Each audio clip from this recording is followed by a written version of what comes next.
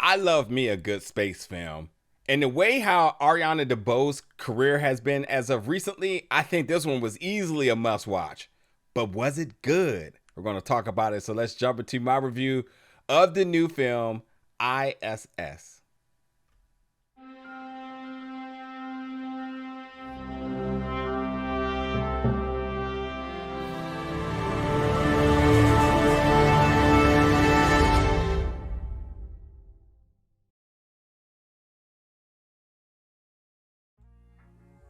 What's going on, everybody, and welcome back to the channel today for another review. And today we're going to be reviewing the new film I.S.S, which is in theaters right now. So I.S.S, International Space Station, a space movie, easily draws my attention because one of my favorite movies, Gravity. I think one of my favorite movies of all time is Interstellar. And the list goes on and on. I just love space. You know, I don't even go as far as saying I'm a space geek or nerd because I feel like there's folks that's truly dedicated in a way beyond my likings. But I do enjoy a good space film. So this one was easily a no-brainer. Then I saw that Ariana DeBose was in it. I was like, oh, well, okay. Recently in as the lead in Wish, this film, Argyle's right around the corner. Yes, absolutely. And she's a fantastic actor. And honestly, just honestly, if it wasn't really for the drama and the character work, I don't know if I would have way or much good to say about this film because the CGI is so important to me in terms of a production for anything in space. My issues were anything outside of the space shuttle, or the space the space shuttle, the I.S.S, the space station, shall I say. When they took a look at Earth, not good. Outside of the shuttle, not good. The station, not good. It just did not work. And with the conflict that is happening on ground, because you do have an international space station which is occupied by the Russians, cosmonauts, and the Americans, NASA astronauts, and everything is all dandy until a war on Earth is popping off, which ultimately crippled the I.S.S like a EMP of sorts. So they are now falling out of orbit and on their way back into the surface of Earth. But beyond that, both respective nations have gotten orders to take over the station by any means necessary. So with that being said, you did have a peaceful environment now turned hostile because everybody is suspicious of if the other nation had got the same message and the strategy on how they were going to take it all over, and would they break their bond, their friendship, and everything that they built up until this point. So there's a lot of conflict with that.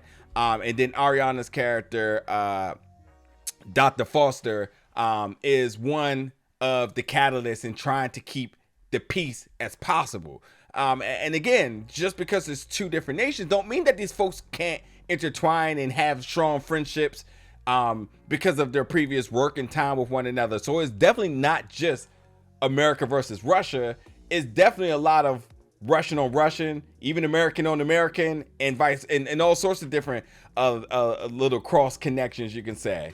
So with that being said, you know, I thought for this to be an independent film, the production was okay, but the CGI and anything dealing with the CGI just wasn't good. So like when you talk about the zero gravity shots, you know, having to rotate the cameras or your cast to really bring that gravity to life, I thought they did a good job with that. Again, the drama was good, the characters worked, the acting was good.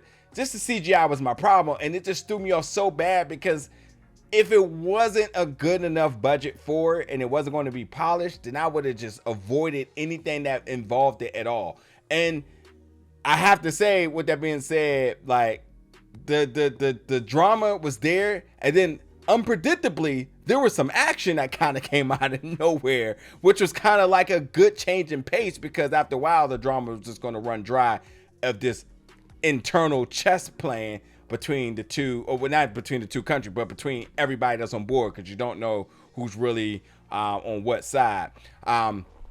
There's a scene with a space drill. Had me nervous the entire time, and it's entirely brutal.